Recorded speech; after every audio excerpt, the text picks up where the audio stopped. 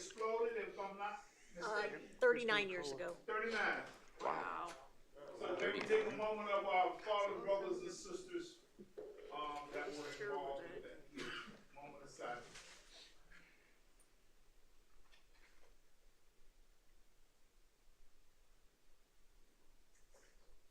Okay, thank you. Come in, please. Would everyone rise? We will have invocation by Deputy Mayor Patricia Weeks, and then also Pledge of Allegiance by Councilwoman Collins.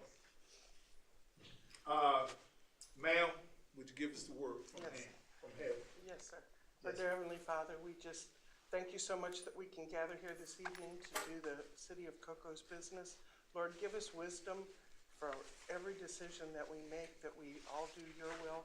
Lord, we ask you to be with the astronauts who are in space now. Lord, keep them safe and bring them back home safely. And we thank you for the whole space program here, Lord, and we just know that we are blessed with that. Yes. And Lord, we just ask you to be with each one here this evening that has city business.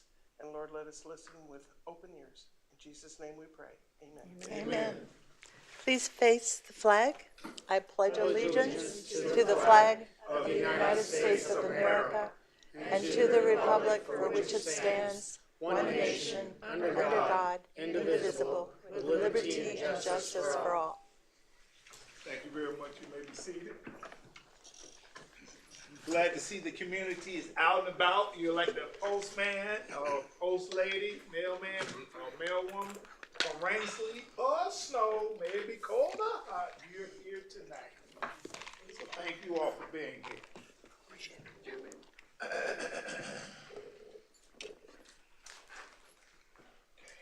Madam Clerk,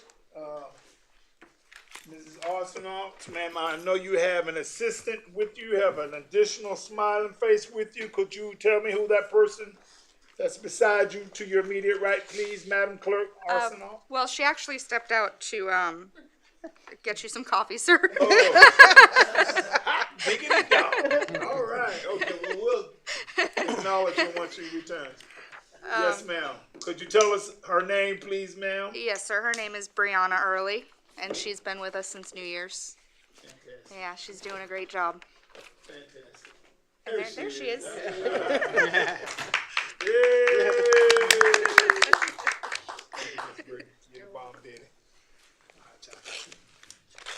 Okay. Madam Clerk, may we do roll call, please, ma'am? Yes, sir. Mayor Blake, Present, ma'am. Deputy Mayor Weeks, Here. Councilmember Goins, Here. Councilmember Hearn, Present. Councilmember Koss, Here. City Attorney Ike, Here. and City Manager Witten. Thank you. Thank you very much, Madam Clerk. Proceeding on to item number 2-1. Agenda, regular meeting of January 28th, 2025. What are the wishes of council? Move to approve. Second. We got a motion on the floor by Council Deputy Mayor Weeks and a second by Councilman Goins. Chair's gonna call the question. All in favor by saying aye. Aye. Any nays? Ayes have it unanimously. Proceeding on to item number 2-2, regular meeting of November 12th, 2024. What are the wishes of council? Move to approve. Second. Okay, we have a motion on the floor by Deputy Mayor Weeks and a second by Councilwoman Cost. Chair's gonna call the question. All in favor by saying aye. Aye. Any nays? Ayes have it unanimously. Last and final item for agenda and minutes approval, swearing in ceremony of November the 20th, 2024. What are the wishes of council? Move to approve. Second.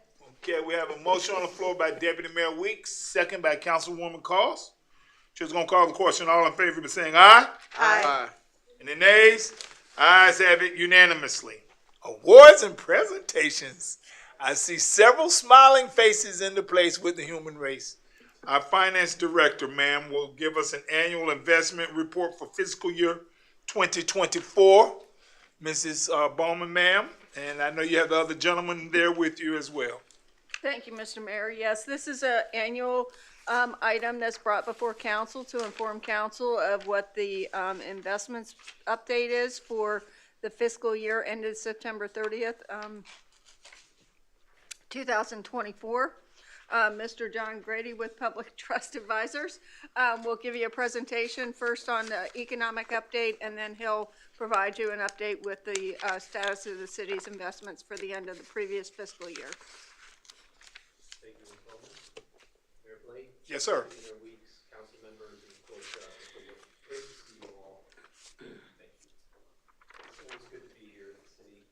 Thank you for the time to provide the annual report. Ms. Weeks, the Deputy Mayor Weeks. This is an annual report that Ms. Bowman mentioned. We'll cover a few economic.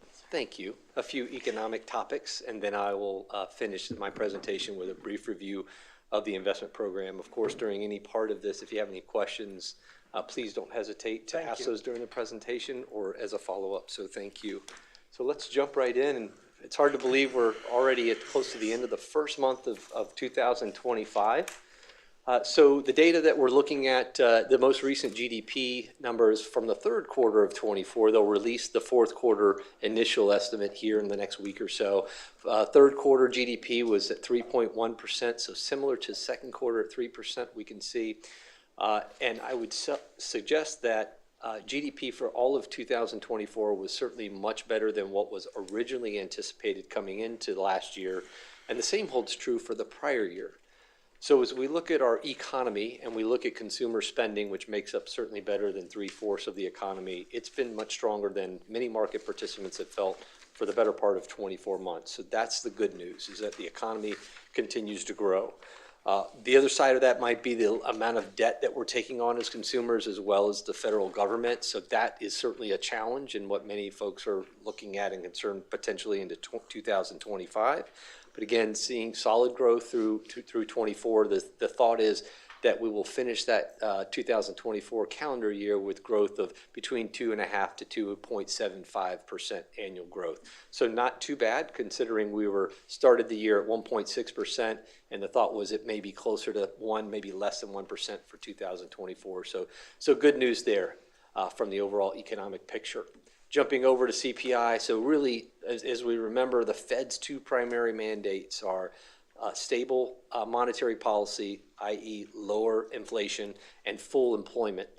So as we see the economic indicator of inflation, CPI, we can see as we go to that right-hand side of the chart, we've seen an actual uptick in inflation over the last couple of months towards the end of 2024. So that last reading, December, 2.9%. And just as a reminder, the Fed's target is right around 2%. We've certainly come down. This chart goes back 20 years, but if we go back to 2022, we can see that very high inflation. So good news is inflation or price increases have come down dramatically, but now they're sort of in that sticky phase is what many market participants are calling that. A lot of that's tied to food and shelter and transportation costs, which are major expenditures for us as consumers. So that will likely be a challenge for us as consumers, although we've somewhat weathered that storm for the better part of 2 years. So that's good news. So the Fed's hope is that as we go through 2025, that inflation will start to drift lower.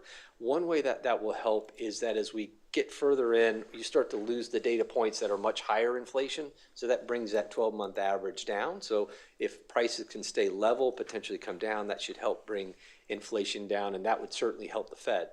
Remember, the Fed is going to generally increase that overnight borrowing rate, that Fed funds rate, to slow down the economy, and they're going to bring that rate down to hopefully to help stimulate the economy.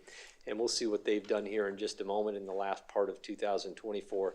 So we've got inflation that certainly is come down, but still a bit challenging. The other part is full employment. So the Fed also wants to help the economy by having stable employment, low unemployment, good job creation on a monthly basis. The chart that we see on the top right are those non-farm payrolls or job growth on a monthly basis. It's somewhat skewed because if you look at the far left-hand side of that chart, we're going back to 2021. Those are still months where job creation was being made up by more than 20 million jobs lost in 2020, as we remember, in a few months. So once those start to roll off, we'll start to see what we might consider a more normal-looking job growth chart. That said, the market generally thinks that anywhere between 150 to 250,000 jobs created a month is a good, stable number. We saw that number sort of bounce around in the latter part of 24, but we finished strong with 256,000 jobs created created in December. If we go back to a couple of months before that, the real low data point goes back to October. They revised that, I believe, 34,000 jobs created. The reason for that, though, we had 3 significant hurricanes roll through the southeast that were very devastating, and we also had that dock workers strike, which hit major ports around the country. So that was a big reason for that October number. So if we set that aside, arguably job growth was pretty decent at the end of 2024. Looking at unemployment, 4.1% historically, that's still a very, very favorable number. We've come up from that 3.4% was actually the lowest in April of 23. And so somewhat, some of these things are relative. When you go from 3.4 to 4.1, then you may be somewhat concerned. But if we think about the average unemployment rate of over 5%, when you look at very long periods of time, we're still in a really good spot when it comes to the labor market. So inflation a bit sticky, labor markets seem to be still fairly decent. We didn't have as much job growth in 24 as we did in 23, but still seem to be very healthy. And so looking at those economic indicators and then thinking about the Fed and the Fed's goal, again, of helping us to have a stable economy, we went from 0% overnight rates, overnight meaning what's in those checking account funds in 2020, to 5.5 in 2022. Very dramatic increase. You recall last year when I was talking about this, most dramatic monetary policy in decades, if not more than 100 years. So now we hit that number last year in July of 23. It held steady for about a year. And then in the summer, the Fed started talking about potentially lowering the overnight rate. Really at that time, the thought was that the market was starting to cool, meaning the labor market was starting to cool, economy potentially starting to slow down. And so they started to talk about that. Ultimately, the Fed, through the fall of 2024 and into December, cut the overnight rate at 3 separate meetings from 5.5% to 4.5%. That's actually still a healthy overnight rate if we look at the overnight rate for the last more than 20 years. And in fact, if we go back from 2008 to now, so call it 17 years, that overnight rate was 0 for about 9 of those years. So still in a pretty healthy area from the overnight rate. And the Fed has actually revised their expectations upward of that overnight rate, suggesting that they feel even more strongly now than they did in September about the future of the economy, at least in the near term. And as you know, as I've been here in the past, these are not predictions, they're projections. So we want to be cautious on that. And when we look at your investment program, just to also remind the council that we do not market time your investments. Your goals are safety of principal, making sure you have enough liquidity, and then seeking to earn a market rate of return. And we do that through our relationship with Ms. Bowman and frequent conversations. So just looking at this chart, a lot of data on here. Really what we're seeing is the overnight rate back in September, the market was projecting that overnight rate to go from 5.5% to potentially 2.5% to 3%. So almost half of that rate potentially cut. And we see this chart going from the left to right. You see that higher circle, that's suggesting fewer rate cuts. That's great news. That means that right now the market's projecting that overnight rate, short-term rates, and interest rates in general to stay elevated versus what expectations were a few months ago. And again, that's good news for your investment program. And so to wrap up this part, and then we'll jump right into your investment program, this is the U.S. Treasury yield curve looking at it year over year. So if we look at this chart, it doesn't seem like much has changed. And in fact, if we look at the left-hand side, you'll see the decrease of about 100 basis points, 1.07%. That mirrors that 100 basis point rate cut that I talked about. All of that happened in the last 3 months of 2024. And if we go from left to right, we can see actually that blue line just a slight bit higher, meaning longer-term rates have actually trended up a little bit higher. That's also great news because as you're reinvesting your maturities within your investment portfolio, you're now earning a higher rate of return by taking on that additional maturity structure within the investment program. And then going back to the left-hand side, overnight rates staying higher than what was expected, those help your liquidity investments as well. So great news, and that really is beneficial for the city's overall duration, and we'll talk about that in a moment. So on this slide, it doesn't look like much change when we look at year to year. When we look at this slide, we can see this is 24 months. But if we look at the last 24 months, or even the right-hand side of this chart, the last 12 months, a lot of volatility happened in 2024. The good news is towards the end of 24 and into 2025, we've seen rates bounce back by more than 1% since September, and that means continuing to reinvest at these yields that are 4%, closer to 4.5% more recently. So great news. So that's a summary of an economic update. Certainly don't want to rush those comments, but hopefully that provided you a bit of background on that. Let me just pause for a moment. Any thoughts from the mayor or the council? Well, let me be first to say thank you, Big John, for your continued collaboration with our finance director, Thank working you. hand in hand. Clearly, we see the improvements, the wise investment. Wisdom is the principal thing, but when getting wisdom, get understanding, and that's what we're doing now. Yes, sir. So I thank you for that. So we try to be good stewards of the taxpayer dollars and invest wisely. Yes, and sir. The market has been fair to us and equitable to us, and I look forward to that it continue to do so. Yes, sir. Let me, So we thank you. thank you. Yes, sir. I'm just going to finish with a couple of slides on the program itself and just highlight that, again, safety, liquidity, and yield are your primary objectives. The investment program is actually built around your cash flow needs. And again, this is important for our collaboration with Ms. Bowman and her team. Her information provides us the understanding to make what we believe are educated and knowledgeable investment recommendations to Ms. Bowman and the team. It's based on the sources and uses of funds. Where are these funds coming in, ad valorem, other revenue sources, and then the timing of those funds, how often they're expended, how much you're going to need through the current fiscal year and then future fiscal years, and then seeking to develop that strategy. We've got a multiple duration investment program. So again, liquidity, and then 3 separate investment portfolios to allow you to take advantage of U.S. Treasuries and fixed income investments, generally between 1 and 5 years. So again, not taking too much of an investment risk by going out too far and staying with very high quality fixed income securities. And those separate portfolios I'll jump into right now. So the first one, of course, is your operating portfolio.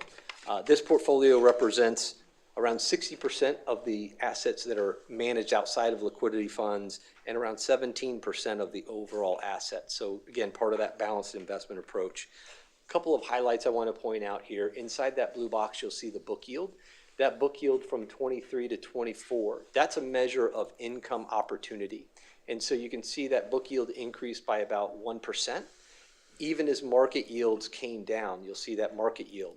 So while market yields came down over the year through September, your investments continue to increase in yield due to that longer term strategy you have in place and through our conversations with Ms. Bowman, through our quarterly meetings, and reinvesting those. That actually resulted in the income on this portfolio year over year to increase more than 2.5 times, and you'll see that same sentiment here through these various investments, as well as through the overall investment program on the last slide. We reinvested around a third of this portfolio over that 12-month period, and we captured rates anywhere from 3.5% to as much as 5%.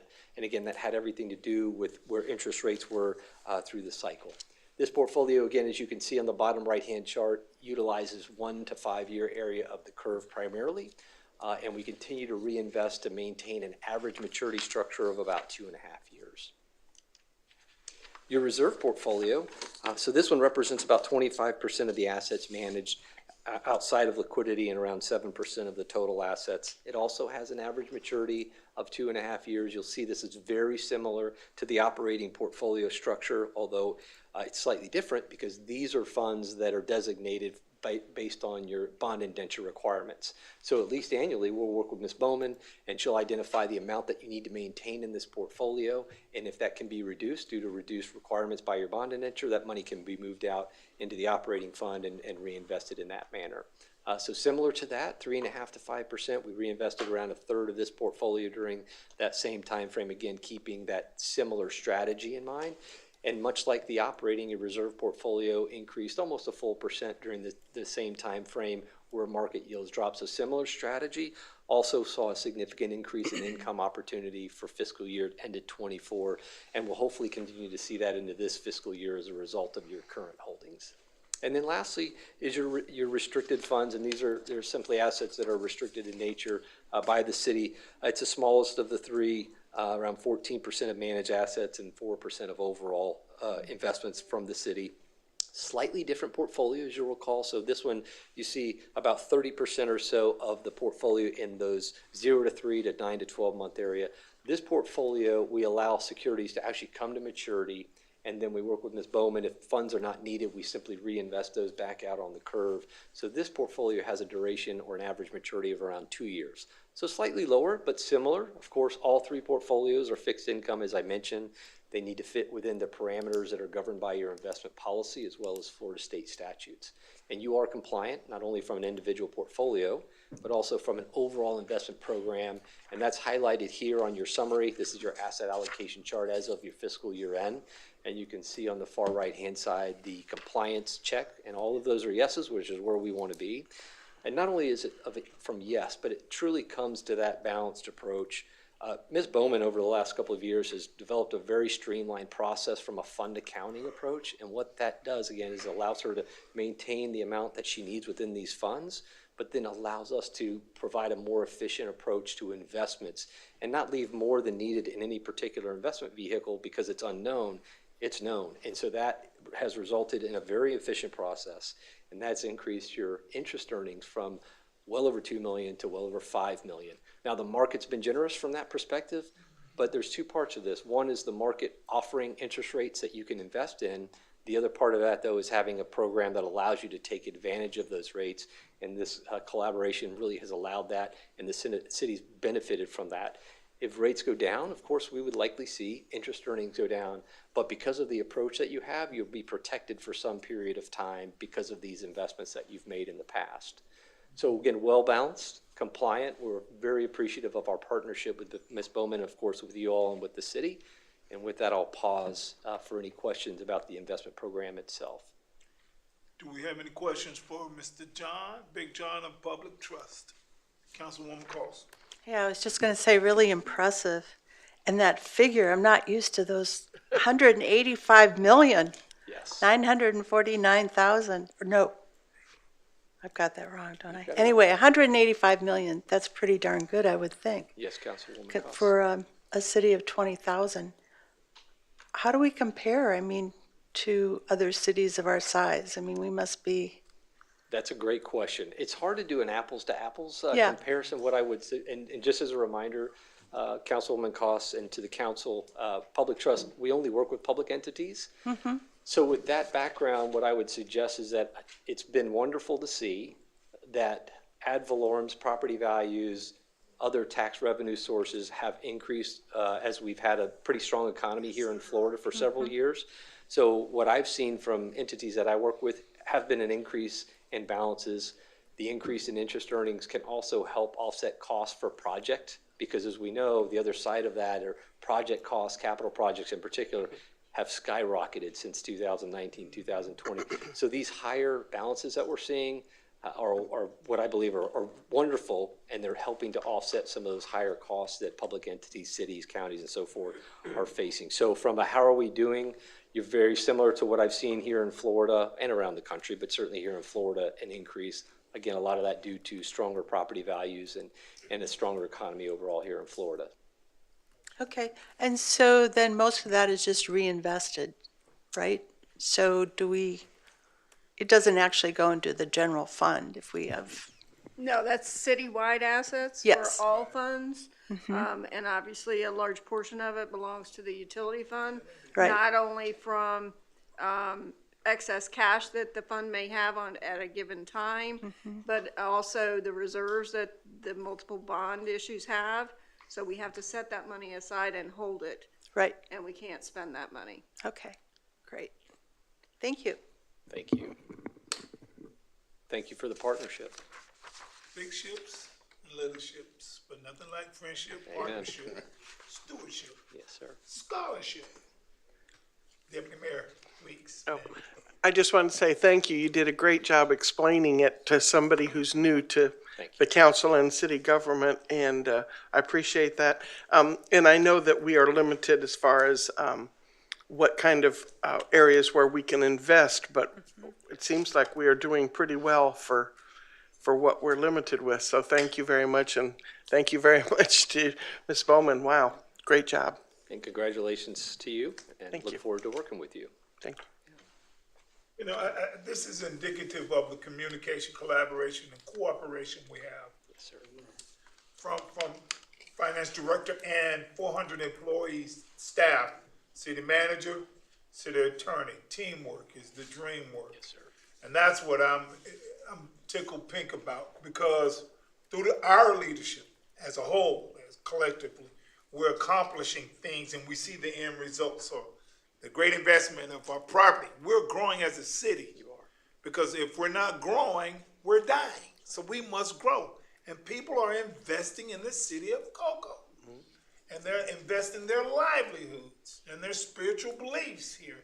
And I want them to pray, stay, lay, and educate themselves right here in the city of Cocoa, and not take their tax dollars or any other dollars to East Cocoa or South Cocoa or even North Cocoa, but right here in the square city limits of Cocoa.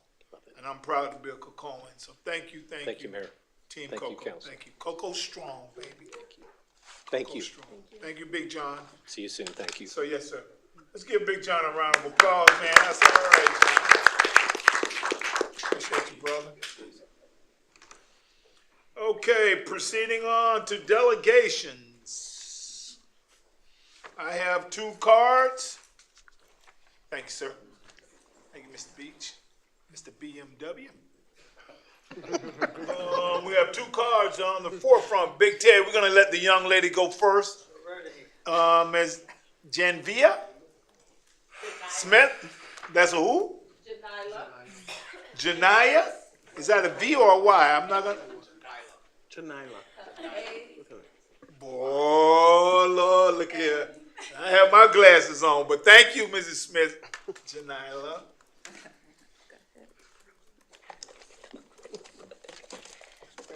She's a little shy.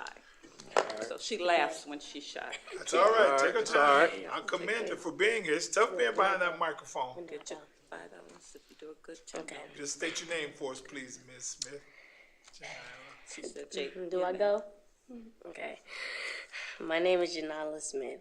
Good afternoon, Mr. Mayor. My name is Janila, and my grandma's name is Esther Marcel. She lives on North Fifth Boulevard. I would like to ask you, can we have a crosswalk in front of the park so we would not have to walk a block away from the park just to get to the stop sign across the street on North Fifth Boulevard? Thank you. Ms. Janila, let's give Janila a round of applause. Ma'am, I commend you. You know, the top of your head looks great. But your effervescent smile is even better, ma'am. Thank So you. we thank you for standing up and being firm. It's okay. We as adults, Deputy Mayor Hearns, former Deputy Mayor Hearns would like to say something, please. And thank you for having the courage to come here.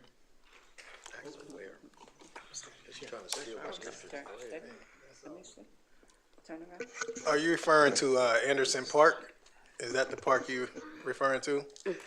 Okay, we just got the new sidewalks put in there, so I'm sure the city manager could look into that, getting that accomplished. Thank you. That- Thank you so much. And to add on that, you probably noticed the project that's going on Fifth Boulevard. That project isn't finished yet, so we're at a stage where we can probably look into getting that done. Thank you so much. We No problem. appreciate your time. Thank you. Hold on, Deputy, excuse me. God, dog. My Deputy Mayor might need to right your left. It's okay. But these 2 on my left are past Deputy Mayor, so I'm sorry. Councilman Gawin, sir. The question that I have is, would you want it at Highland four-way stop sign, or would you? There isn't. On Park Drive and North Fifth has a stop sign there, right there, because you have to walk a whole block before you could get across without really jaywalking across North Fifth. So that has a stop sign to stop the cars from coming this way. So if we could do a crosswalk across North Fifth, that would be great, because that next block is a stop sign there. So there have to be that flashing yellow light too. Okay, you got it? Yep. All right. Thank you. Thank you, Mrs. Smith, but before you depart, again, kudos to you, ma'am. Thank you. Because young lady, look to your immediate love. You see, you should see nothing but love. Now, I know that's your mom, but that's love for her to be here with you. That speaks volumes. Thank Mr. you. City Manager, you have direction. Mrs. Morgan, you have direction. And our police and our fire, everybody works together as a team, just like you all, the dynamic duo. So, Thank yes, you. ma'am. Thank Thank you you. very much. Thank you All so right. much. Count it all joy. Yeah, be blessed. You as well. All right. Thank you. Just tell me what part of New York you from. I'm from Brooklyn. Thank you. Without introduction, all the way from yours truly off Satellite Boulevard, west by God, Cocoa. Yours truly, Mr. Ted Ford. Please come forward, brother. State your name. Ted Ford, 1700 Frida Trail.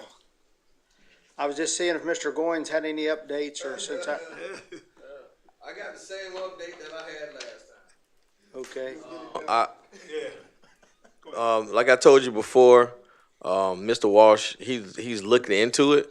But we all know it's not an easy that's the fix. water so, station, correct? Of Yes. course, yes, sir. And then the second thing, I was asking for temporary water of a solution, with the meter on the hydrant. Yeah. And we've already discussed, I asked for a meter to be put at the end of Okowski so I could hook onto it, and I was denied. Then given some kind of brochure with a bill out of this world. I own the road front to end, Okowski.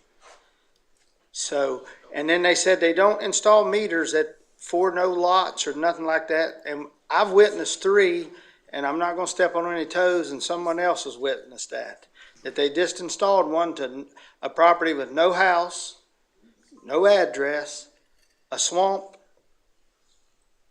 and it's going out of sight. So it's not stopping on that lot. So I don't know how that's possible when I asked and I was denied. So we'll go forth and move together, and I'm still dreaming. I'm still waiting on a water station. I can see it now, so you got to understand that of pulling in. Water's life, and I know this means some people don't mean nothing, but when you don't have no water, even animals, and I'm not speaking for me, I'm speaking on behalf of others that's unwilling to come, afraid to come. They're afraid of repercussion, like, oh, dear God, here they come. They're going to get us.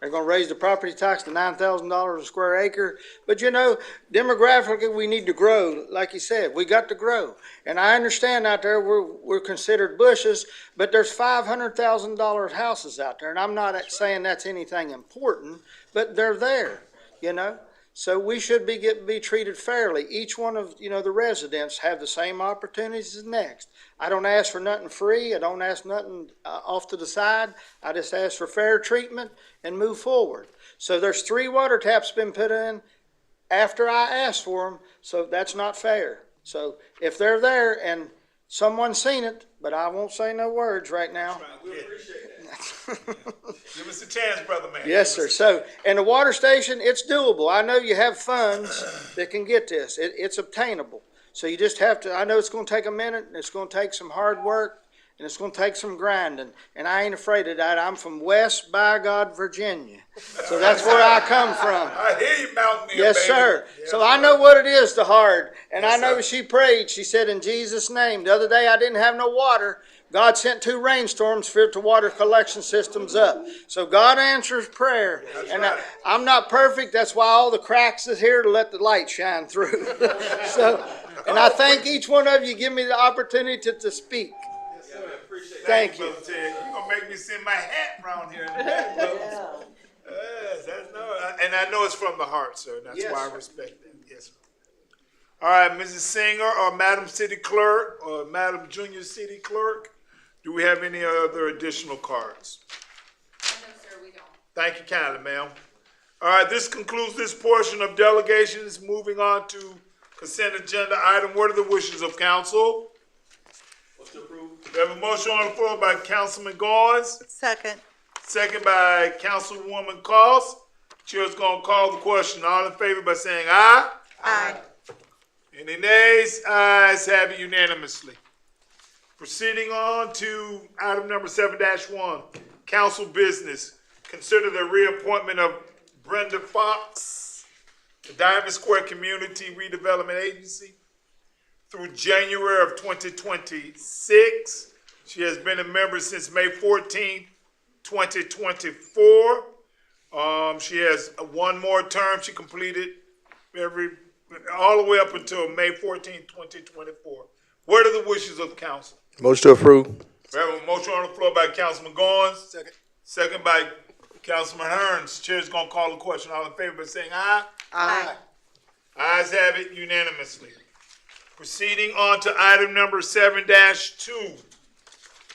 We have three simple items here requesting $1,000 for the Jumpstart Scholarship Program.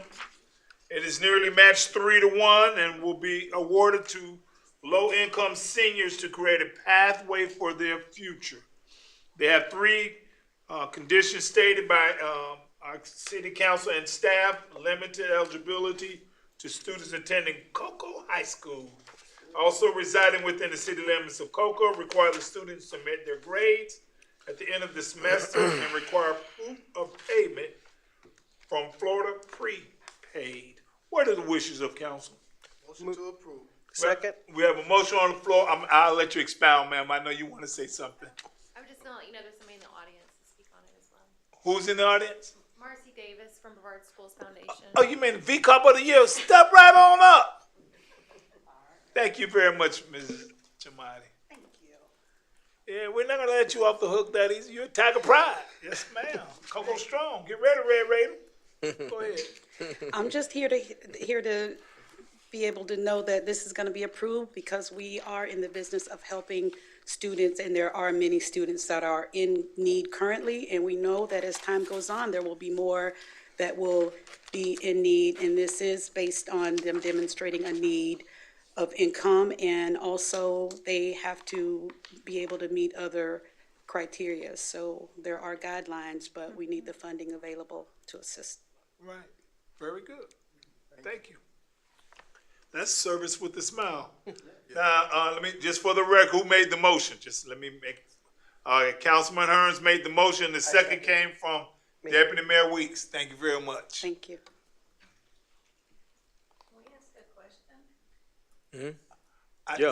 This is your first time. Come to the podium. Yes, ma'am. Come on up. Come on up. Come on up. Come on up. You got to state your name and submit a card, please. I just Claire. have one question of hers. I'm Claire Quinsler, and I just wanted, did I hear you correctly when you said it was the prepaid Florida scholarship? Yes, So ma'am. If it's prepaid, why are we paying more into it, or does it need to have that? No, It's a matching. it's matched by Florida Prepaid. Our city is paying $1,000, and their funds are matched by the state's dollars, so which makes it into a bigger benefit for the student. But the fact it's prepaid, it's already paid, is what prepaid means, doesn't it? No, that's No? just the name of the program Okay, that's under the the name, okay. state. Yeah, I know it sounds sounds confusing when you say it that No, way. I'm all I for get it, Yeah, helping yeah. people, so. Yeah, that's just the name of the program from the state of Florida. It's a Florida prepaid program, but the funds are going to be available for him when he's there to use it at a later date. Okay, Whoever the recipient of the scholarship. okay, thank you. I was gonna explain, Okay. I just wanted to say that you're probably thinking that they did the prepaid college program that Florida has, and these students have not done that. What they're doing is getting the matching funds from that particular program. So these are students who don't have prepaid college. Okay. I figured that out. Yeah, thank you. Great question, though. Yep. I'm just glad you are here, Ms. Claire. Thank you. You're going to call the question. All in favor of saying aye? Aye. Ayes have it unanimously. Okay, moving on to item number 7-3. Approval from City Council of the legislative priorities. As you can see in our agenda, we have two outstanding ones, but it's all consolidated together. That's economic and community development and investment public infrastructure as well. Mr. City Manager. Thank you, Mr. Mayor. We're submitting these for your review and approval. I think they are unchanged from last year. I think it's a total of 11 priority areas that we want you guys to approve and for the legislative delegation and the legislature to focus on it. So we would ask your review and favorable approval of these priorities. What are the wishes of council? Motion approved with a comment. Okay, motion to approve, made by, Councilman Hearn, I'll second his, motion, his first motion, whatever, and I'll second that motion for comment. Floor is yours, sir. I just wanted to give a big kudos to the city manager and staff for once again capturing, the council's priorities for the city. I think the citizens of Cocoa can be proud, that we are, lobbying for these priorities. They pretty much capture everything that we're looking to accomplish in the city within the next couple of years, so, thank you for that. Okay, any other comments? Seeing none, chair's gonna call the question. All in favor, saying aye? Aye. Ayes have it unanimously. Proceeding on the final item for tonight, item number 8-1, to approve a resolution amending fiscal year 2025 budget, BAF, hashtag 25. Golly, I'm becoming a man finally after 65 years. 25 spoke too soon, 029-A to accept a grant funding for the Pineda Causeway Phase 2. Thanks, Alex. Water main design, federal government for $1.2 million, state $135,000. This is 5 miles long. It's a 16-inch water main extension.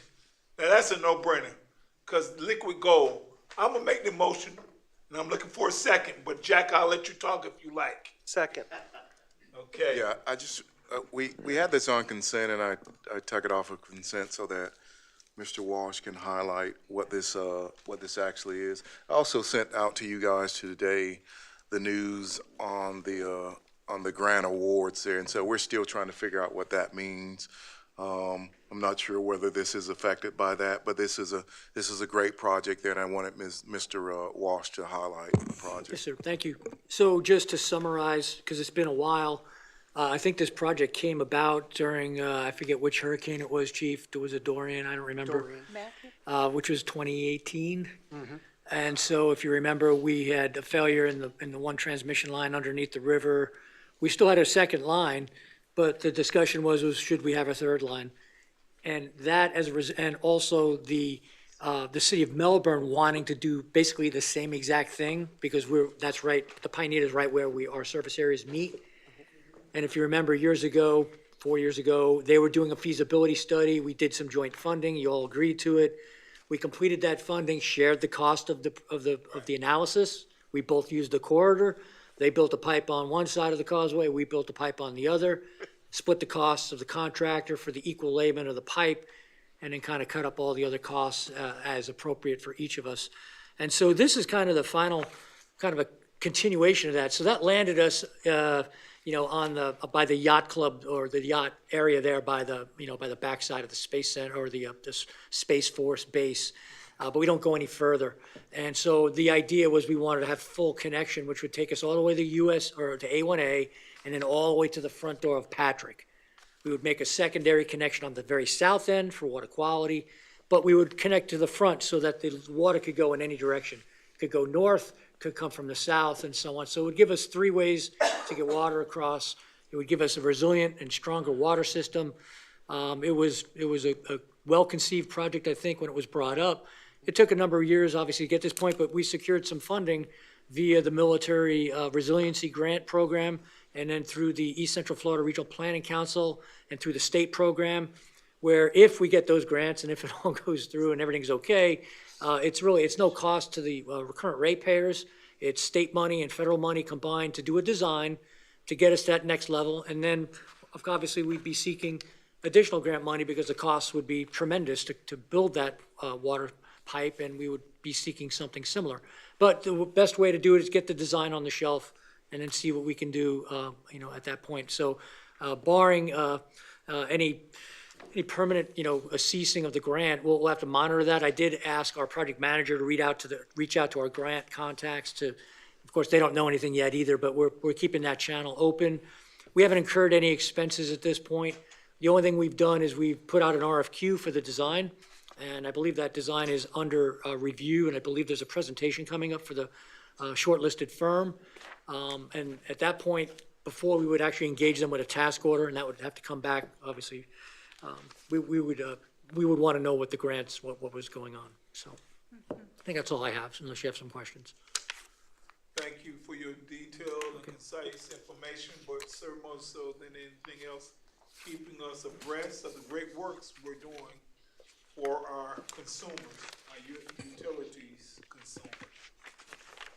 Because there's no water like our liquid gold water. We're the 11th largest distributor of water in the state of Florida, right here in Cocoa. We're one of a few.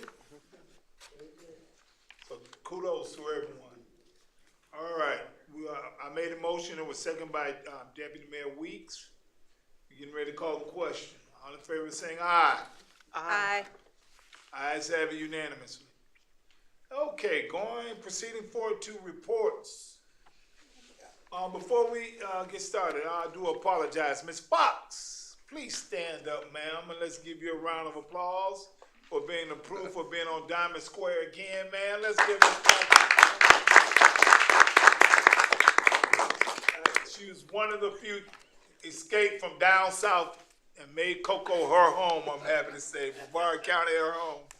Wise on all of our behalf. So thank you, ma'am. Welcome to Brevard County, the 19th largest county in the great state of Florida. All right, Mr. City Manager, on the reports, do you have anything, sir? Chief Lamb has a report. So, yes, sir. It'll be short, I promise. I just wanted to remind council, we sent out invitations to everyone. The Space Coast Fire Chiefs Annual Awards Ceremony will be this Friday at 11:30 at our Cocoa Civic Center. And I'm proud to say that Assistant Chief Dara Hennessy will be honored as the Chief Officer of the Year for 2024 by the Space Coast Fire Chiefs. So we enjoy to see y'all. Thank you. Now let's give our Speaks volume. Okay. City? Aren't you getting an award too? My report's over.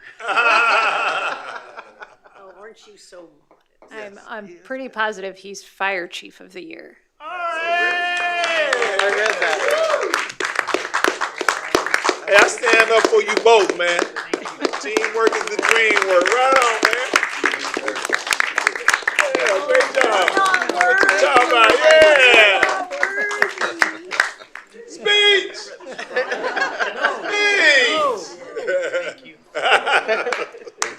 Samantha, could you report to the fire station after this? With the fine haircut like yourself and you're Commander Markika there. Yes, sir. We have some outstanding haircuts in this room, sir. Absolutely. Can I get an amen? Amen. All right. Very well. Okay, Mr. City Manager, sir. Yeah, thank you, Mrs. Singer, because I'm not sure I knew that. And, again, I don't want to jump on the soapbox, but it's, for Chief Lamb, it's been a long 4 years. He's had the pleasure of sharing a spot with me, you, and Chief Collier on the back of somebody's truck. And so the award of Fire Chief of the Year is very, very, very rewarding. So very proud of him. Yeah. Well, man, I'm getting Thank you, another Mr. sing a Mayor. little bit more love, boy. Move along. Hey. Just Rebecca's Even my grandmother said, even a poor frog praises his own. What? Ribbit, man. Be proud, man. Cocoa strong, baby. Thank you. We have Councilman Gons, two Super Bowl champions, right? Two. Yeah. What's this? How many of them are from Rockledge? Oh, but they play football at Rockledge Little League. I'm sorry. Mr. Gardner's parents live in my neighborhood. Yes, but he's Cocoa grown. Yes, I know he is. Hot chocolate, baby. We've chatted. Okay, yes, ma'am. Mr. City Manager. I'm done. Sorry. You sure, sir? Let me percolate a little bit more here, sir. Okay, thank you, sir. Madam Esquire. Pike, Yes, ma'am. yes, Mayor. I wanted to report for the council, for the Allegra project on 524. If you recall, there was a pre-development agreement which required a conveyance of property to the city that was about 11 and a half acres, and I just wanted to report that that transaction has closed, so the city does own that property now, and that obligation has been fulfilled. Thank you. All right. Great. We're growing. We are growing. Okay. It's like, I didn't know that. All righty. Councilman Hearn, who goes first time, sir? Because, you know, odds. Okay, which odds? Who would like to go first? Councilman Goins or I'll Deputy go Mayor? first if that's fine. Okay. Unless you would like to go first, Levander? What you wanna- Oh, you're even. You're the odd. Yeah. Well, okay. Let's see here. Wait, what do I hit again? The button to the right. That one right there. Okay. Yes, ma'am. Bogard, West Virginia. That's it. There you go. That's right. Let me make sure that that was the first one. Okay. This was the League of Cities dinner when you all were installed, and I got you up there getting installed. I did. With the new board was installed. Wait a minute. Let me go back here. I think there's another one. Yeah. This was the whole board, and then this was the executives, correct? Did I have that right? Yep. And then, they were giving an update. He was giving an update on Palm Bay because Palm Bay hosted that night, and That's right. they try and be equal to us, but they're not. Anyway, and then this was at the economic update. I did get you again, and this was my particular favorite because it shows the train station being done in 2028.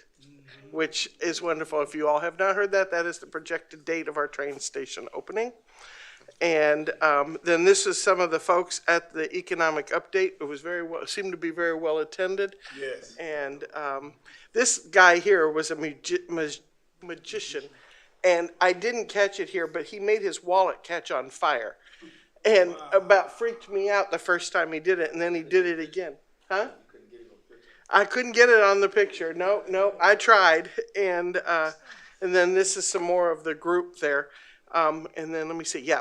So a week ago Saturday, rode the Brightline for the first time.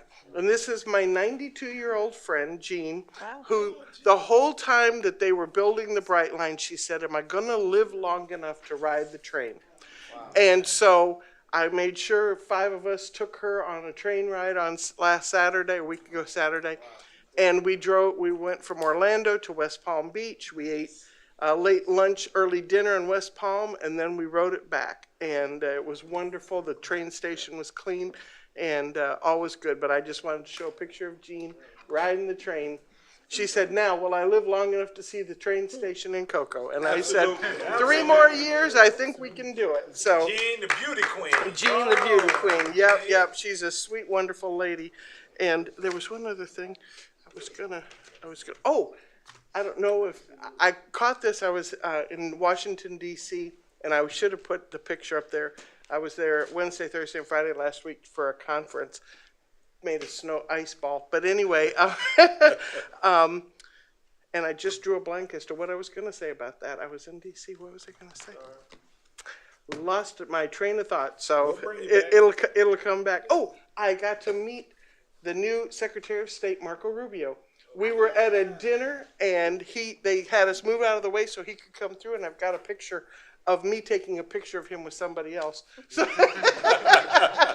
but I did get to pat him on the back and told him that we were proud of him here in Florida and that we know he's going to do a great job. So that was awesome. Team Cocoa. Yep. And he's very supportive of Brightline for the city of Cocoa, too, as well. Yep. Yes, ma'am, because here's the reason why.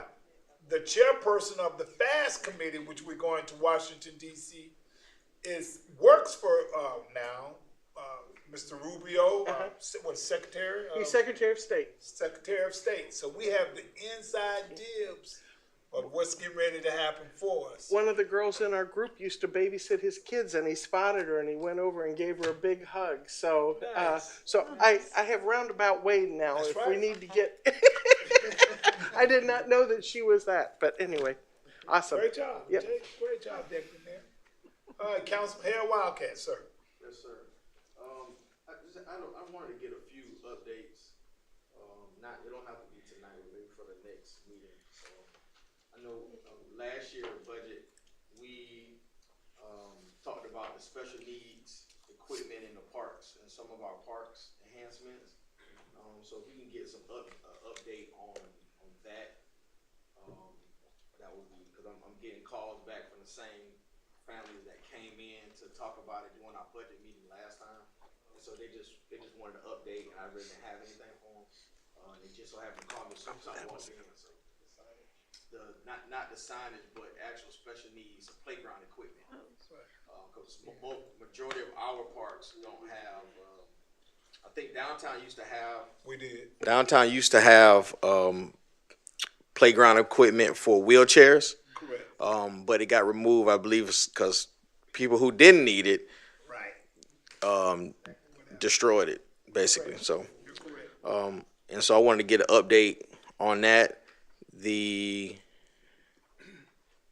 next thing was, I know we talked about multiple times about HB 1365, and the way things are going right now, these last few weeks, I'm a little bit nervous about us being in compliance with that. I know a lot of cities are not wanting to talk about it, but I kind of want to stay ahead of the game if we can. And so just want to get an update on where we are with it, how are we going to respond to it when they start cracking, because we're starting to see even some of our local law enforcement, our head for sure, which is Sheriff Ivey. They are really going to be pushing 1365. Same thing with immigration. We're starting to see that now. And so I want us to be ahead of the game. So I want to know where we are with 1365. How are we going to respond to it? There you go. Can I say something before the city manager elaborates on it? It's inevitable. We're going to have a lawsuit. It doesn't have to be the city of Cocoa. Anyone, anywhere in the state of Florida can sue any municipality. But the problem does not lie on the municipality. The responsibility is the county. Cities have the option to opt out of it. So that is the reason why I'm saying it's like you got to just hurry up and wait. There's nothing you can do about it. I mean, life needs to go forward. Because I'm not going to sit up here and worry about somebody suing us. Hey, we get sued daily. Everybody knows that. It's nothing new. Any and all municipalities are sued quite frequently, daily. So that's why it's nothing new under the sun. The only problem comes is it's an unfunded mandate by the governor. So where are you going to accumulate and acquire funds? And they limit the amount of fundraising or acquisition for us as a municipality to go through either fees or taxes to pay for something that they don't want to fund. That's just the bottom line. So my heart is not troubled by it. Lawsuit, okay. We have over 411 other or 410 other cities that are in the same boat. And I'm telling you, as I said earlier, it's going to go to the state of Florida, and they're going to kick it back down. Watch. Go ahead, Mr. City Manager. Yeah, and if I can add a little bit more context, and for the folks at home, 1365 was legislation that was passed in the prior legislative session, last year's legislative session, that really says that cities and counties cannot allow the sleeping or camping overnight in public spaces there. And so it's a prohibition against allowing that, and cities and counties can be sued for allowing individuals to sleep or to camp in public places there.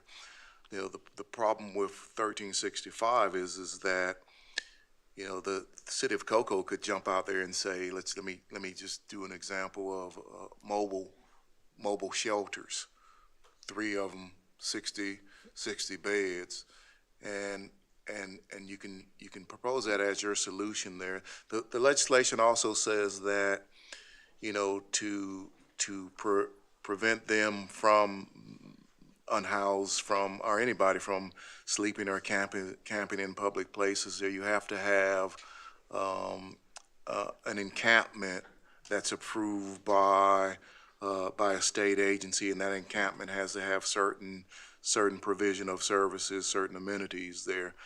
No city can do anything without the approval of the county in which they reside. And so even if I came to you and had the best of plans, you would still have to present that to the Brevard County Commission and have them approve that. Nobody has a plan.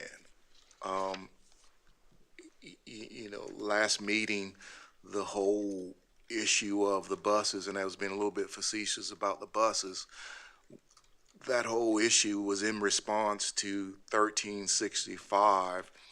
And again, that, whether you can do that under our current zoning regulations is debatable, but again, no city has stepped up and said, here is our solution to 1365.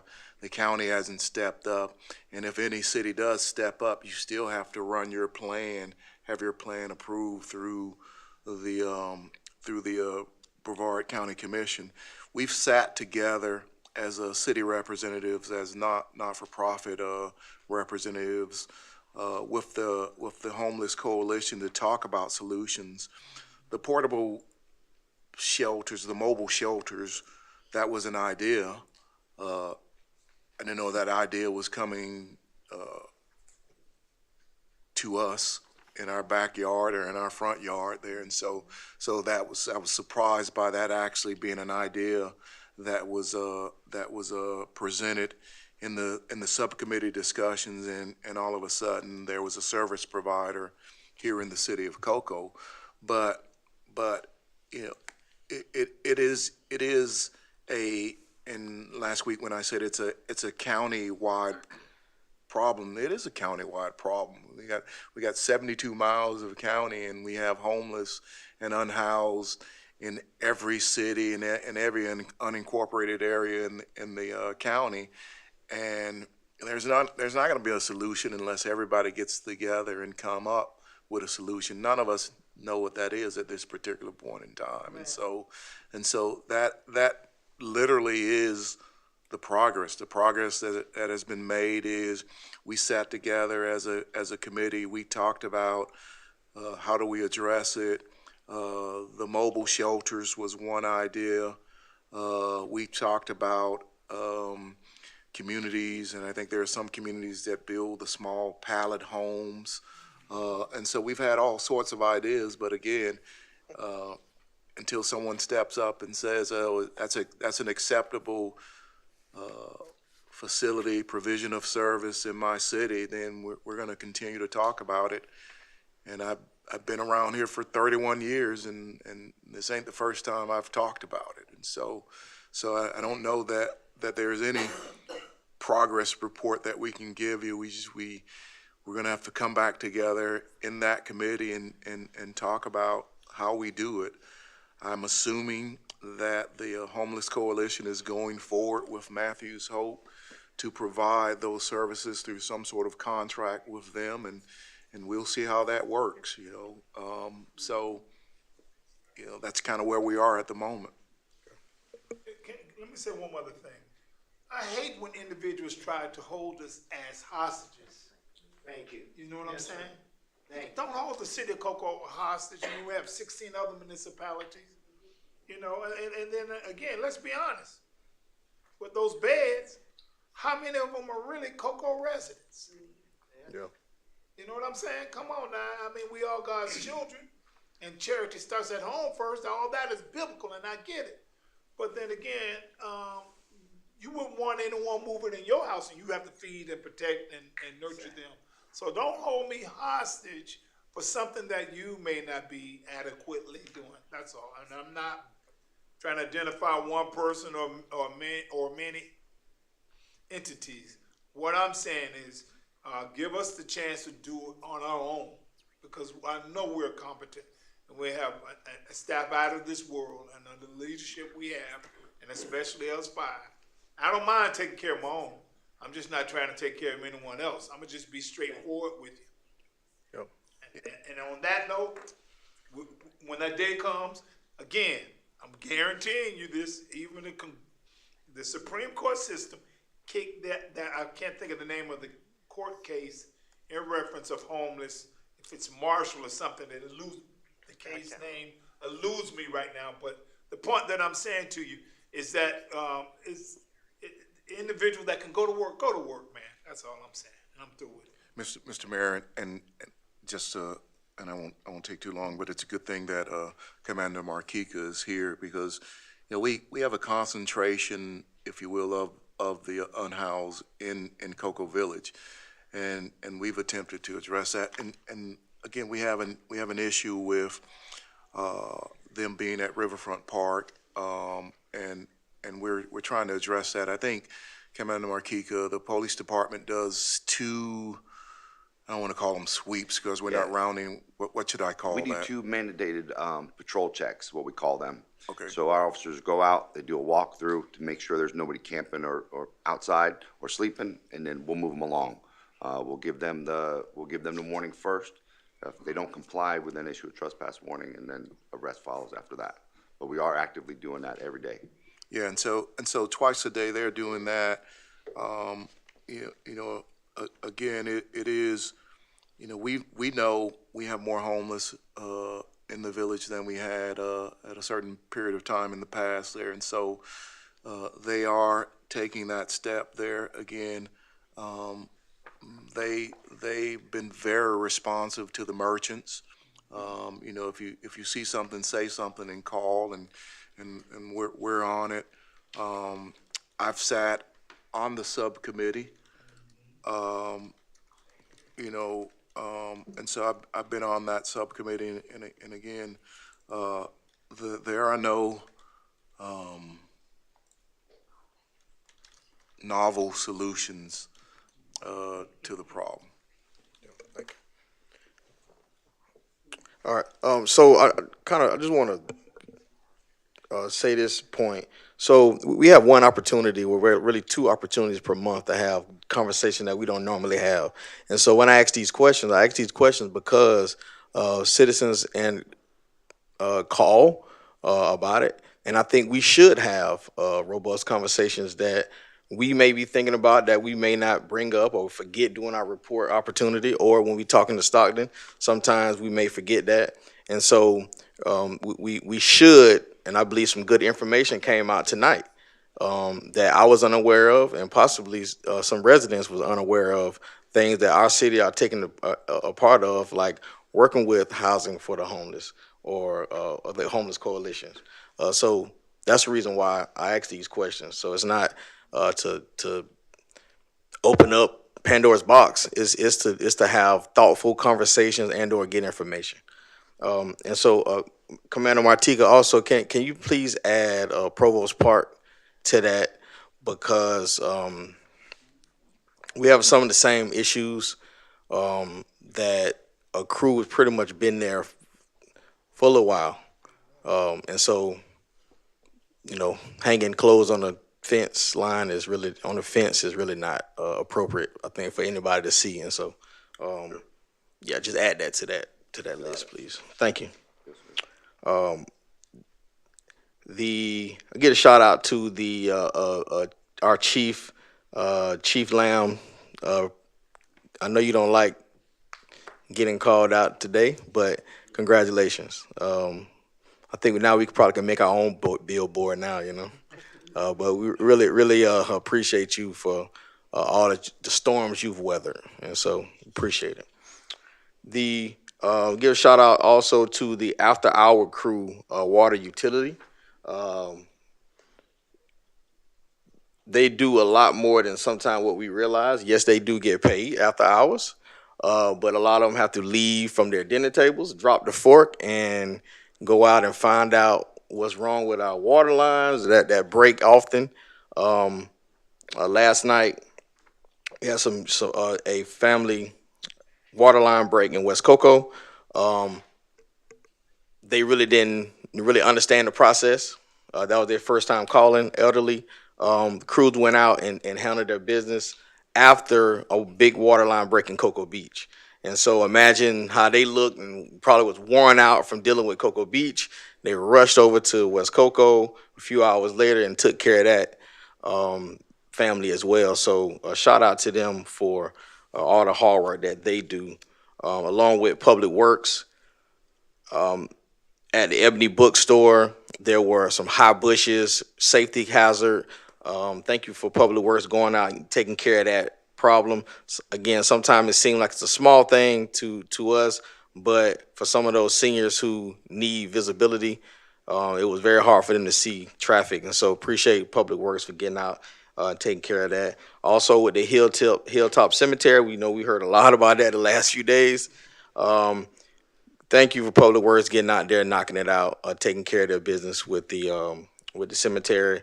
Again, if anybody see anybody out there defacing or spray painting or doing whatever they unnecessary things in our cemetery, please call 911. So we really appreciate Public Works for taking care of that.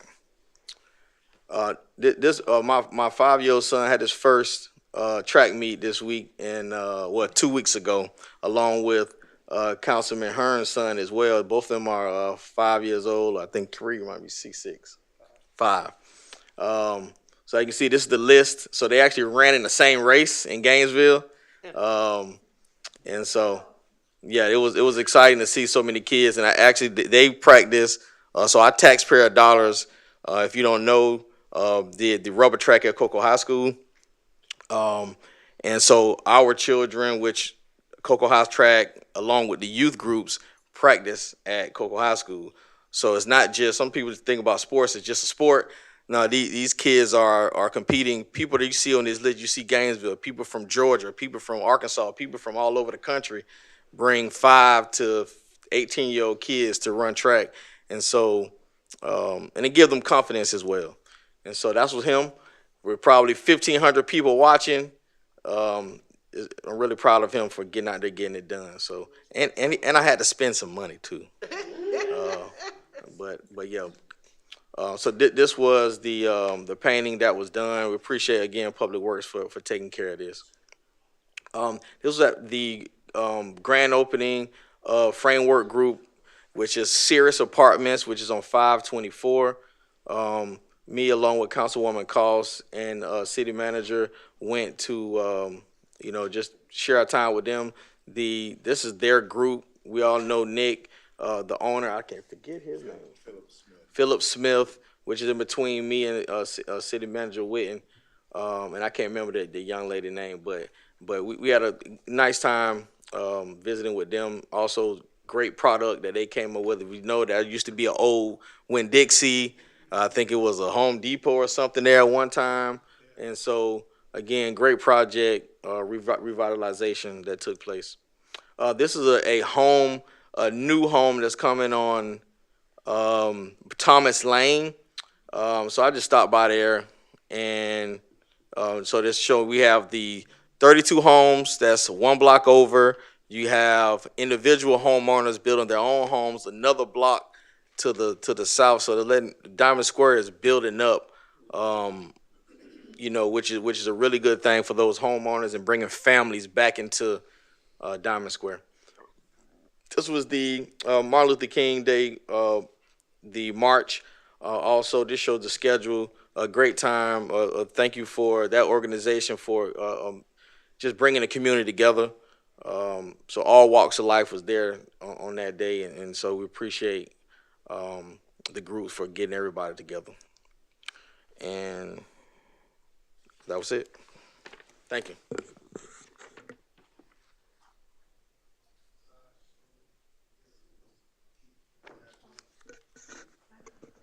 For District 2, I just want to give thanks for staff being responsive to the complaints that was brought last meeting about the homeowners dispersing their trash improperly.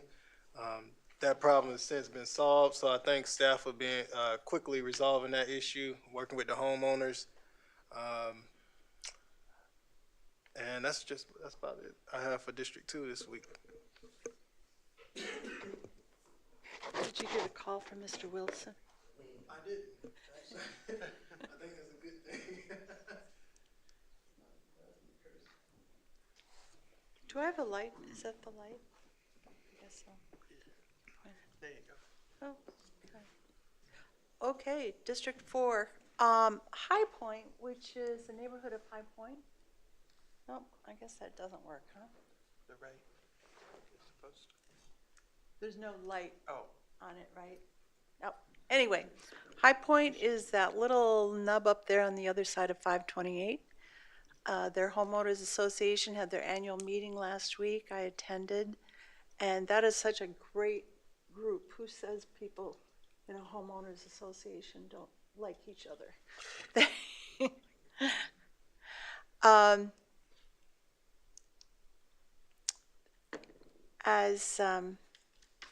As Councilman Goins was saying, the Cirrus, this is a nice product. The photo on the left is a model living room. I think it was a 2-bedroom. The center photo is some of the amenities, outdoor amenities, really nice pool area, really nice play area, as is that corner photo where the pool table is there. I couldn't get all my photos in here, but there's some great things there, as well as they have a viewing area so that they can watch launches. But the top right, that is their gymnasium. So really top-notch place, and you know, this is a great development because, as you mentioned, it's redevelopment. You know, it's infill. It's taking our blight and making it into something that we're proud of. Sorry, I had to miss it. It was in DC. Oh yeah. Well, hopefully you'll get to see it sometime. And we also had a meeting last week with the. It's called. What is it called? Yeah, I'm sorry.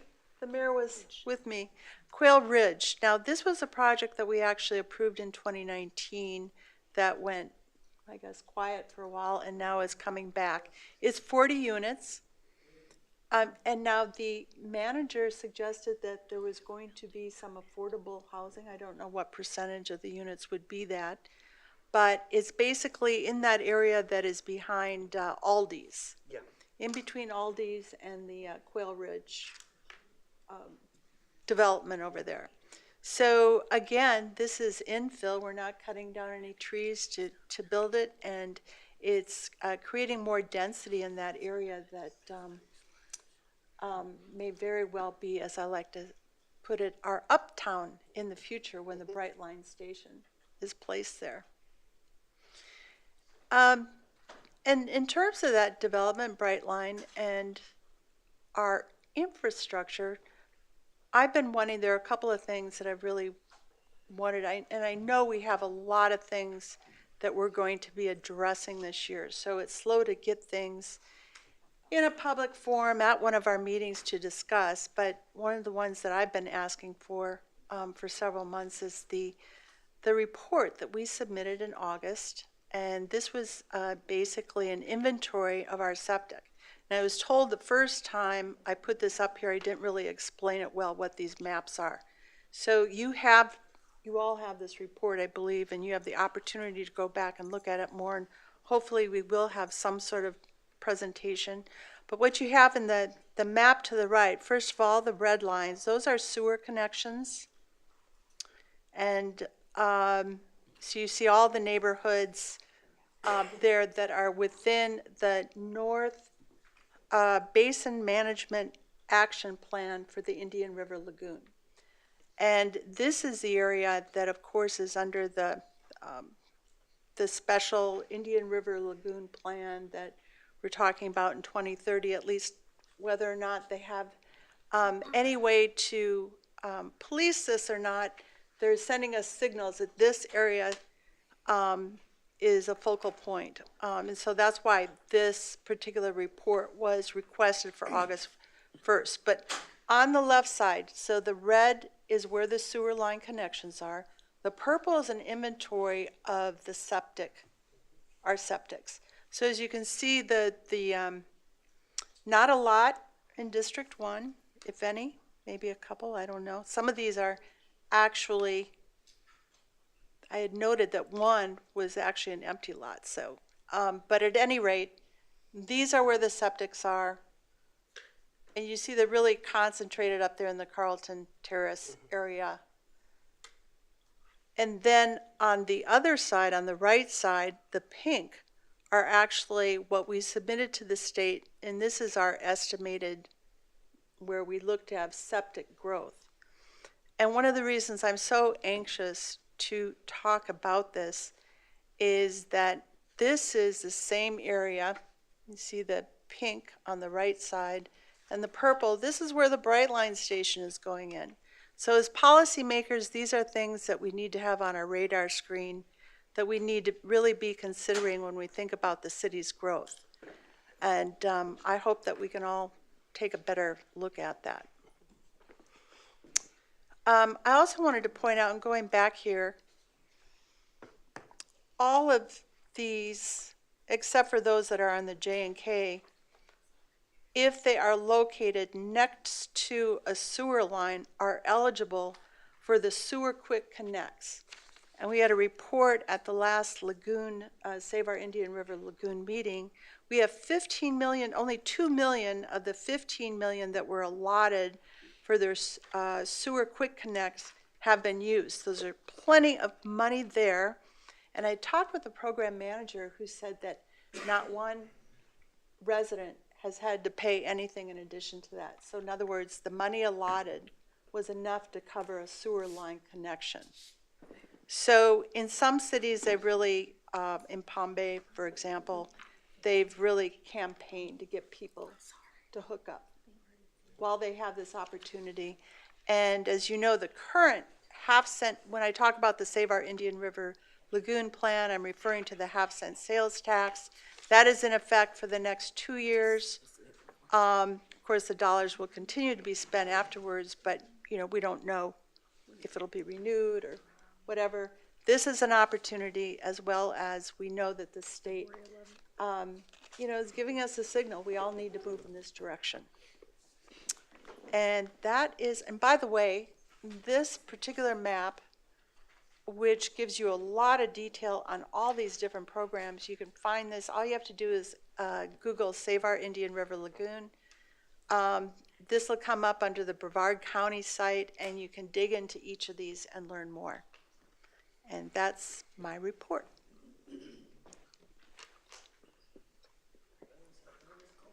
Yes, great things, you're right, are happening in Cocoa. You're absolutely right. Last but not least, yours truly, I don't know why, maybe next time I'll go first and let you all feel some of that pressure. But it's all good in the neighborhood. I want to just say thank you very much.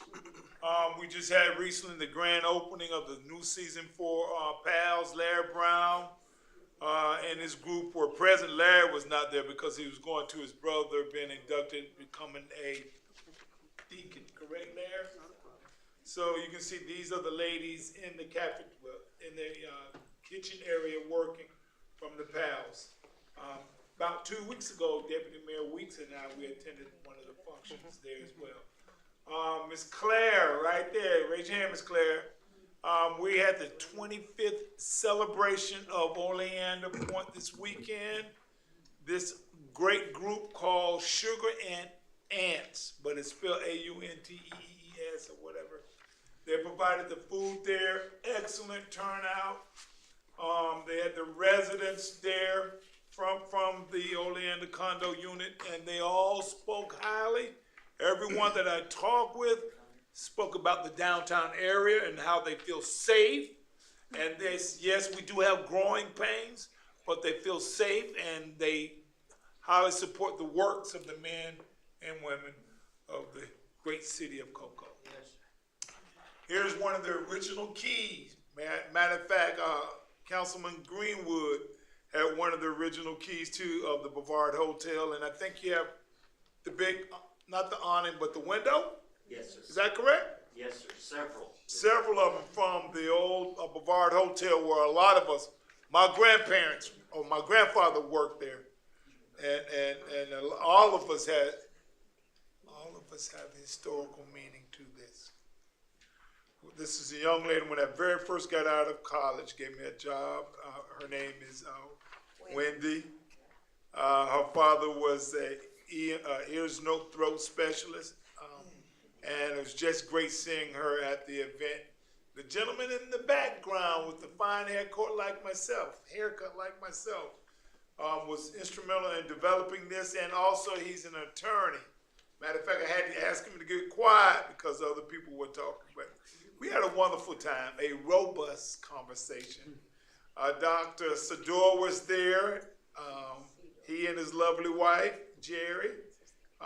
Here we are having a great time at the event. The mayor of Cocoa Village was there, Marilyn Green and myself. We both had the opportunity to talk about the great things of Oleander Point. A very proud moment there. Great food, great hospitality.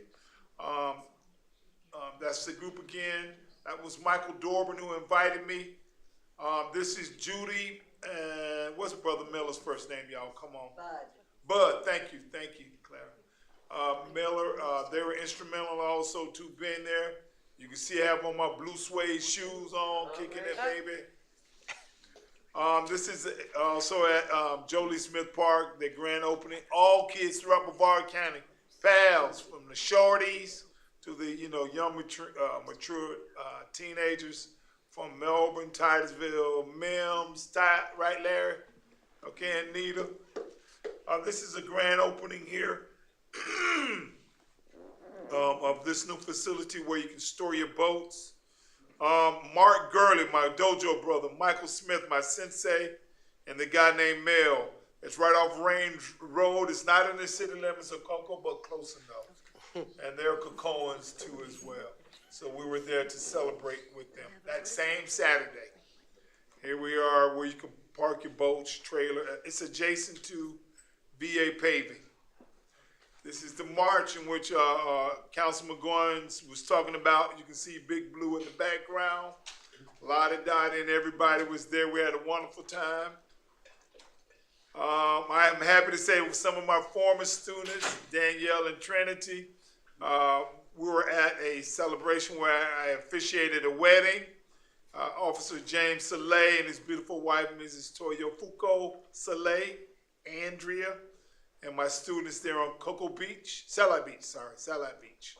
And I officiated the wedding, and that was a wonderful time there. Everybody's in purple, my favorite color. Now, as you can see, you see this party going on. This is his first rodeo. This is my little Bambino and the families. It was Cowboy Day, and we were all dressed up as cowboys. And he and his granddaddy were hanging out. Sneakers ball for my church, our pastor's 3rd anniversary.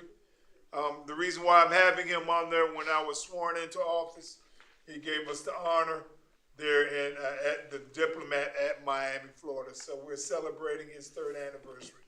Man, we were so sharp, even a cat couldn't even scratch us. And why would they take a picture with my what open? So on that, I would like to conclude. This is the family here. Lottie Dottie and everybody was present. So I thank you. This is the St. Augustine trip that I took. That's the mayor of St. Augustine. I spoke as the league's president. That's why I could not attend the Cirrus event as with Deputy Mayor Weeks when she was in Washington, D.C. This is old boy Ted Nugent. Danny Nugent is his name at St. Augustine and their league committees. And that was it. And I'm just thankful. Thank you very much. Go ahead, ma'am.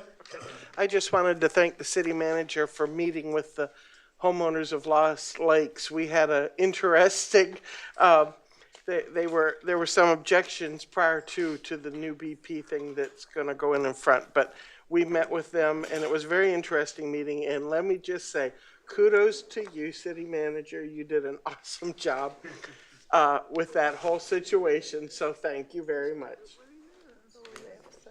Okay, so in conclusion, I want to give a special shout out to everyone, even my good friend old Ted over there, Bob over there. Miss Clara, welcome to your first meeting.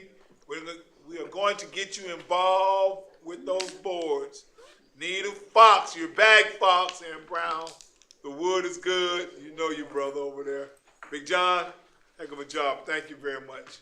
To everyone in the great city of Cocoa and all 400 plus employees, we thank We are thankful and grateful for what you do for our city. And I can't, even if I had 10,000 tongues, I cannot say thank you enough. So I sincerely do appreciate you with all my heart. Forget the bottom of my heart, because nothing there except catfish and flounders. I'm giving you everything in my heart, because by God, I'm from West Virginia too. Love you very much. Go in peace. Chair entertains a motion to adjourn. Motion to adjourn. We have a motion on the floor by Deputy Mayor Weeks, second by Councilman Hurd. Chair's gonna call in favor, all in favor, saying aye. How about those Tigers, baby?